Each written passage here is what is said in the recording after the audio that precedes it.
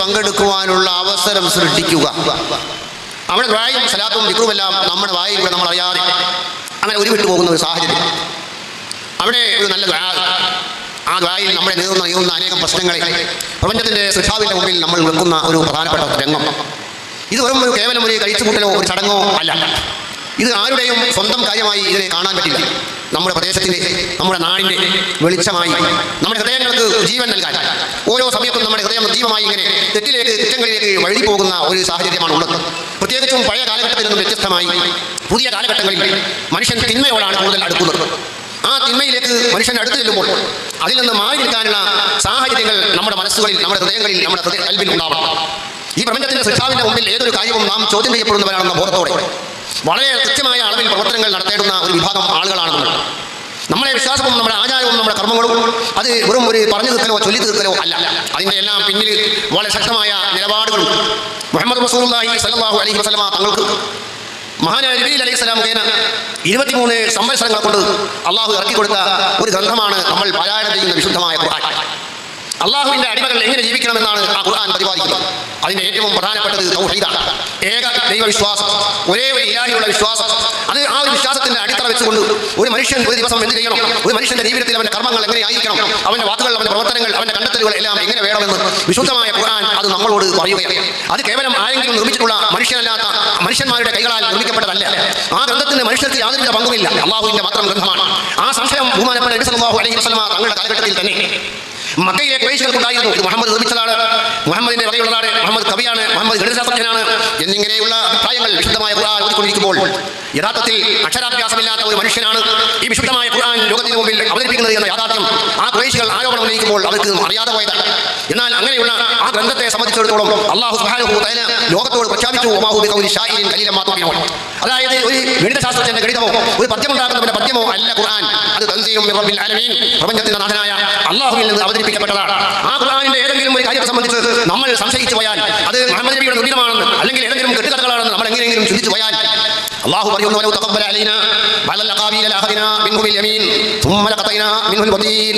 അങ്ങനെ അത് മനുഷ്യ നിർമ്മിതമാണ് അഥവാ മുഹമ്മദ് നബി ഉണ്ടാക്കിയതാണ് ഖുർആൻ എന്ന് ആരെങ്കിലും ധരിച്ചാൽ അവനെ നമ്മൾ ഉന്മൂലനാശം വരുത്തി കളയും, അവന്റെ എല്ലാ അന്തസ്സുകളും നമ്മൾ കെടുത്തി കളയും. അല്ലാഹു പറയാ, പ്രിയപ്പെട്ട സഹോദരന്മാരെ, അങ്ങനെയുള്ള ഖുർആൻ മുൻനിർത്തിക്കൊണ്ടുള്ള ഒരു ജീവിതത്തിലാണ് നമ്മളുള്ളത്. നമുക്കുള്ള റൂട്ട് വിശുദ്ധമായ ഖുർആനിന്റെ റൂട്ടാണ്. ആ റൂട്ടിൽ നിന്ന് വ്യതിചലിച്ച് പോകുമ്പോൾ നമുക്ക് ഉണ്ടാവാൻ പോകുന്നത് നമ്മുടെ വിശ്വാസത്തിന്റെ നഷ്ടമാണ്. നമ്മുടെ അകപ്പാട്, നമ്മുടെ കൈമുതൽ നമ്മുടെ വിശ്വാസമാണ്. ഈ പ്രപഞ്ചത്തിന്റെ സൃഷ്ടാവായ അല്ലാഹു, ഏകനായ അല്ലാഹു, ആ അല്ലാഹുവാണ് നമ്മെ സൃഷ്ടിച്ചത്, നമ്മെ സംരക്ഷിക്കുന്നത്, നമ്മെ പരിപാലിക്കുന്നത് എന്ന ബോധം ഓരോ സെക്കൻഡിലും നമ്മൾക്ക് ഉണ്ടാവണം.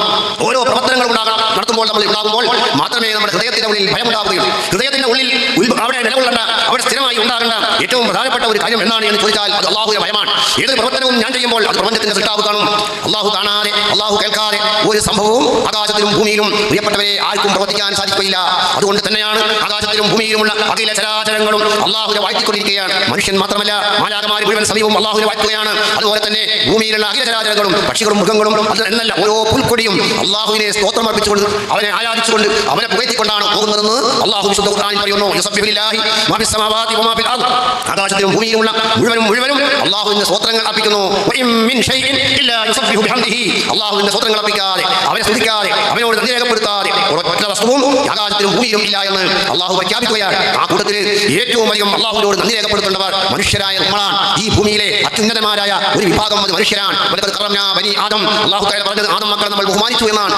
നമ്മളെ അല്ലാഹു തആല വളരെയേറെ ബഹുമാനിച്ചിട്ടുണ്ട്. അങ്ങനത്തെ ഒരു വിഭാഗമാണ് പ്രിയപ്പെട്ടവരെ നമ്മുടെ പിതാവായ ആദം നബി അലൈഹി സ്വലാത്തു വസ്സലാമിനെ അല്ലാഹു എത്രത്തോളം ആദരിച്ചു. മലക്കുകൾക്ക് പഠിപ്പിച്ചു കൊടുക്കാത്ത കാര്യങ്ങൾ ആദം നബി അലൈഹി സ്വലാമിനെ പഠിപ്പിച്ചു കൊടുത്തുകൊണ്ട് ആ കാര്യങ്ങളെല്ലാം വീണ്ടും മലക്കുകൾക്ക് അങ്ങോട്ട് പറഞ്ഞു കൊടുക്കാൻ ആദം നബി അലൈഹി സ്വലാമിന് അവസരം നൽകുകയാണ് അല്ലാഹു ചെയ്തത്. അങ്ങനെ മനുഷ്യനെ ഭൂമിയിലെ ഏറ്റവും ഉന്നതനായി ഉത്കൃഷ്ടനായി അല്ലാഹു തആല സൃഷ്ടിച്ചുകൊണ്ട് വളരെ വിശാലമായ ഒരു ഭൂമിയിലേക്ക് നമ്മെ താൽക്കാലികമായ ജീവിതത്തിന് അയച്ചിരിക്കുകയാണ്. നിങ്ങൾ ആലോചിച്ച് നോക്കൂ, അല്ലാഹുവിന്റെ അടിമകൾ ഈ ആകാശത്തിന്റെ ചോട്ടിൽ എവിടെയെല്ലാം വസിക്കുന്നുണ്ട്. ഓരോ പ്രദേശത്തും ആവശ്യമായ വസ്തുക്കൾ അതാത് പ്രദേശങ്ങളിൽ അല്ലാഹു തആല സൃഷ്ടിച്ചു വെച്ചില്ലേ? നിങ്ങൾ ആലോചിച്ച് നോക്കൂ. നമ്മുടെ രാജ്യത്തുള്ള ഭൂമിയിൽ നിന്ന് നമ്മൾ കുഴിച്ചെടുത്താൽ നല്ല വെള്ളം കിട്ടുന്നു. നമ്മൾ നല്ല കൃഷികൾ ഇവിടെ ഉണ്ടാക്കുന്നു, നല്ല പഴങ്ങൾ ഉണ്ടാക്കുന്നു.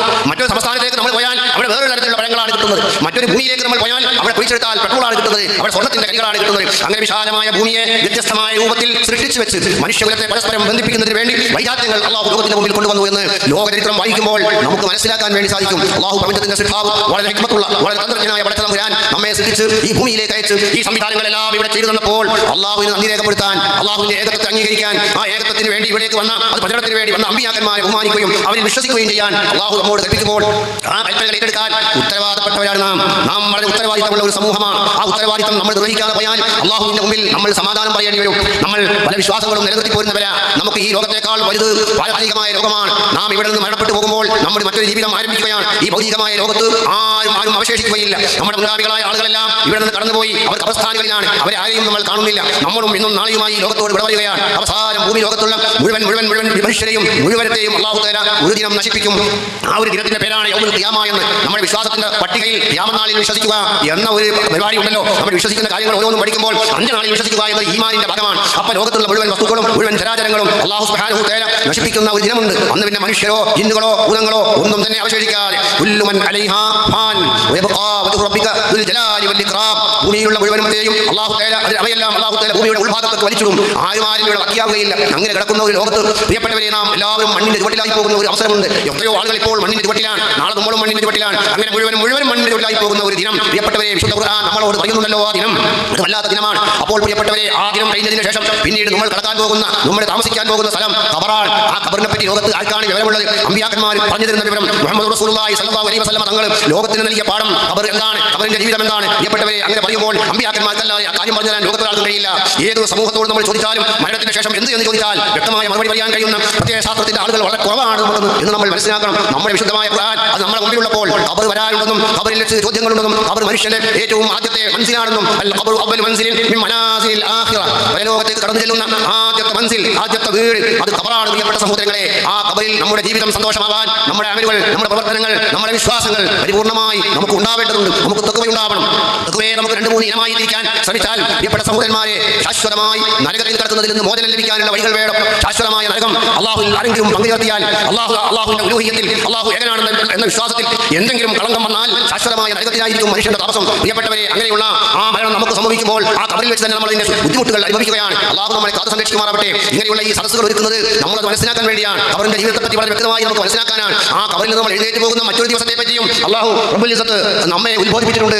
അത് കുറേ കാലം ഈ ഖബറിനുള്ളിൽ കിടക്കുന്ന മനുഷ്യന്മാരെല്ലാം വീണ്ടും എഴുന്നേറ്റ് പോകുന്ന മറ്റൊരു ദിനമുണ്ടല്ലോ. പ്രിയപ്പെട്ടവരെ, നമ്മുടെ ജീവിതം ഇവിടെ അവസാനിക്കല്ല, താൽക്കാലികമായ ഒരു വിരാമമാണ് മരണം. ആ മരണത്തിന് ശേഷം നമ്മൾ രണ്ടാമത് ജീവിക്കുമ്പോൾ പിന്നീട് ഒരിക്കലും നമുക്ക് മരണമില്ലാത്ത കാലാകാലങ്ങളിൽ നമ്മൾ ജീവിക്കുന്ന ഒരു ജീവിതത്തിലേക്കാണ് നമ്മൾ ഖബറുകളിൽ നിന്ന് നമ്മൾ എഴുന്നേറ്റ് പോകുന്നത്. ആ ഖബറുകളിൽ നിന്ന് എഴുന്നേറ്റ് പോകുന്ന ആ ഒരു ജീവിതം പ്രിയപ്പെട്ടവരെ അവസാനിക്കുന്നില്ല. ഒരുപക്ഷേ സ്വർഗ്ഗത്തിൽ അതല്ലെങ്കിൽ നരകത്തിൽ രണ്ടാമത് ഭവനത്തിലായി കാലാകാലങ്ങളിൽ ജീവിച്ചു പോകുന്ന ഒരു വിഷയമാണ് അല്ലാഹു തആല വിശുദ്ധമായ ഖുർആനിൽ അത് നമ്മെ പഠിപ്പിച്ചത്. അല്ലാഹുവിന്റെ പ്രവർത്തനങ്ങളെ പറ്റി മുഹമ്മദ് റസൂലുള്ളാഹി തങ്ങളിലൂടെ ലോകത്തിന് പഠിപ്പിച്ചിട്ടുള്ള ആ വലിയ വിജ്ഞാനം എന്താണെന്ന് അറിയുമോ? മരണത്തിന്റെ ശേഷമുള്ള ജീവിതത്തെ പറ്റിയാണ്. ഒരിക്കലും പിന്നീട് മരണമില്ല. നിങ്ങൾക്കും എനിക്കും അറിയാവുന്നതുപോലെ പിന്നെ മരിക്കുകയില്ല, പിന്നെ ജനിക്കുകയുമില്ല. അങ്ങനത്തെ ഒരു ലോകത്തേക്ക് നീങ്ങാനുണ്ട് നമുക്ക് എന്ന ബോധം. അതാണ് ഈ വാഴ്ന്നുകൊണ്ടും ഈ ഒരുമിച്ച് കൊണ്ടും നമ്മൾ ഉൾക്കൊള്ളേണ്ടത്. അപ്പം നമ്മുടെ ജീവിതത്തിൽ വ്യക്തമായ കാഴ്ചപ്പാടുണ്ട്. നമുക്ക് അതിർവരമ്പുകളുണ്ട്. എന്തെല്ലാം നമുക്ക് ചെയ്യാം, എന്തെല്ലാം നമുക്ക് ചെയ്തുകൂടാ എന്നതിന് നമ്മുടെ മുമ്പിൽ ഒരു സിലബസ് ഉണ്ട്, ഒരു പട്ടികയുണ്ട്. അത് മനസ്സിലാക്കിക്കൊണ്ട് വേണം നമ്മുടെ ജീവിതം, നമ്മുടെ ജീവിതത്തിന്റെ രഹസ്യങ്ങളും പരസ്യങ്ങളും അറിയുന്ന സൃഷ്ടാവിന്റെ മുമ്പിൽ നമ്മുടേതായ പ്രവർത്തനത്തിന്റെ രേഖകളുണ്ട്. നമ്മുടെ ജോലിയിൽ നിന്ന് ആ ഡ്യൂട്ടി നിർവഹിക്കുവാൻ 2 മാലാഖമാരെ അള്ളാഹു നിശ്ചയിച്ചിട്ടുണ്ട്. ആ നിശ്ചയിച്ച പ്രകാരം അവർ രേഖപ്പെടുത്തുന്ന ആ ഗ്രന്ഥം അത് നാളെ അള്ളാഹുവിന്റെ മുമ്പിൽ അത് കൊണ്ടുവന്ന് ഹാജരാക്കപ്പെടുമ്പോൾ നമ്മളോട് പറയും, നീ നിന്റെ പ്രവർത്തനത്തിന്റെ റിക്കാർഡ് നീ ഒന്ന് വായിച്ചു നോക്കിക്കോ എന്ന് പറഞ്ഞ് നമ്മുടെ കരങ്ങളിലേക്ക് ആ റിക്കാർഡുകൾ വന്നു ചേരുകയാണ്. അങ്ങനെ വായിക്കുമ്പോൾ നമ്മുടെ പ്രവർത്തനങ്ങൾ ഓരോന്നോരോന്നായി ആ റിക്കാർഡിൽ സ്ഥലം പിടിച്ചിട്ടുണ്ടല്ലോ. അത് അനുകൂലമല്ല എങ്കിൽ നമ്മുടെ പാർപ്പിടം എവിടെയായിരിക്കും? അപ്പം അത് നമുക്ക് അനുകൂലമായി മാറണം. നമ്മുടെ ജീവിതം പാരത്രിക ലോകത്തേക്കുള്ള മുതൽക്കൂട്ടാക്കി നമുക്ക് മാറ്റണം. നമ്മുടെ പ്രവർത്തനങ്ങൾ അതിന് ഉപകരിക്കപ്പെടുന്ന വിധത്തിലുള്ളതാക്കി നമ്മൾ മാറ്റേണ്ടതുണ്ട്. പ്രിയപ്പെട്ടവരെ, നമ്മുടെ നാവ്, നമ്മുടെ കൽബ് അതെല്ലാം ഈ വിഷയത്തിൽ എപ്പോഴും ശ്രദ്ധയുള്ളതാവണം. അള്ളാഹുവിന്റെ കൽപ്പനക്കെതിരായി, അള്ളാഹുവിന്റെ ആജ്ഞക്കെതിരായുള്ള ഒരു ജീവിതം നമ്മിലുണ്ടായിക്കൂടാ. നമ്മുടെ ഇടപാടുകളിലായാലും നമ്മുടെ കച്ചവടത്തിലായാലും നമ്മുടെ കൃഷിയിലായാലും എല്ലാറ്റിനും വളരെ വ്യക്തമായ നിയമവ്യവസ്ഥകൾ ലോകത്തിന് നൽകിയിട്ടുണ്ട് അള്ളാഹു. ആ ഒരൊറ്റ വ്യവസ്ഥ നമ്മൾ ഉൾക്കൊണ്ട് മുന്നോട്ട് പോയി ജീവിക്കണം. അതാണ് ഇതെല്ലാം അത് പറയുന്നതിന് വേണ്ടിയാണ് ഈ സദസ്സെല്ലാം നമ്മൾ ഒരുമിച്ച് കൂട്ടുന്നത്. മഹത്തുക്കളായ ബദരീങ്ങളുടെ നാമധേയത്തിലാണ് പ്രിയപ്പെട്ടവരെ നമ്മുടെ ഈ പരിപാടി ലോകത്തിന്റെ ചരിത്രത്തിൽ തങ്കലിപികളാൽ ആലേഖനം ചെയ്യപ്പെടേണ്ട ഒരു വലിയ സംഭവത്തിന്റെ, ഒരു വലിയ ചരിത്രത്തിന്റെ ഉടമകളാണ് അസ്ഹാബുൽ ബദർ എന്ന് പറഞ്ഞാൽ അതൊരു വലിയ സംഭവമല്ലായിരുന്നല്ലോ. ആകാശ ലോകത്തുള്ള മാലാഖമാർ ഇറങ്ങിയിട്ട് പങ്കെടുത്തിട്ടുള്ള ഒരു പരിപാടി. അള്ളാഹുവിന്റെ മാലാഖമാർ മനുഷ്യർ മാത്രമല്ല, സഹാബത്ത് മാത്രമല്ല, ആ പരിപാടിയിൽ പങ്കെടുത്തത് മാലാഖമാർ കൂടിയുണ്ട്. അപ്പോൾ അതിന് വലിയ ഒരു ചരിത്രം, അള്ളാഹുവിന്റെ വലിയ സഹായം നേടിയ ഒരു സംഭവമാണ്. ആ പേരുകൾ നമ്മൾ ഉരുവിടുമ്പോൾ, അവരെ അനുസ്മരിക്കുമ്പോൾ അള്ളാഹു ഇഷ്ടപ്പെട്ട ഒരു വിഭാഗത്തെ നമ്മൾ ബഹുമാനിക്കുന്നു, നമ്മൾ ആദരിക്കുന്നു. ആ ഇഷ്ടപ്പെട്ട വിഭാഗത്തിന്റെ കൂടെ നിൽക്കാൻ നമുക്ക് സാധിക്കണം. അവർ മുൻകടന്നു പോയവരാണ്. അവരെ പിൻപറ്റിയുള്ള ഒരു ജീവിതം നമുക്ക് വേണം. നല്ല കാലത്ത് ജീവിച്ചവരാണവർ, ഏറ്റവും നല്ല നൂറ്റാണ്ടിൽ ജീവിച്ചവരാണവർ. അവരിൽപ്പെട്ട ഓരോ വ്യക്തിയും ഉന്നതന്മാരാണ്. അവരുടെ സമ്പത്ത് അവർ നോക്കിയില്ല, അവരുടെ ഭാര്യമാരെ അവർ നോക്കിയില്ല, അവരുടെ മക്കളെ അവർ നോക്കിയില്ല. എല്ലാം അള്ളാഹുവിന്റെ പരിശുദ്ധമായ കലിമത്ത്, ആ കലിമത്ത് ഉയർത്തിപ്പിടിക്കുന്നതിന് വേണ്ടിയാണ് ആ രണാങ്കണത്തിലേക്ക് അവർ പോയത് പ്രിയപ്പെട്ടവരെ അവർക്ക് വേദനകളില്ലാത്തത് കൊണ്ടല്ല, അവർക്ക് കുടുംബമില്ലാത്തത് കൊണ്ടല്ല, അവർക്ക് ജീവിക്കാൻ കൊതിയില്ലാത്തത് കൊണ്ടല്ല.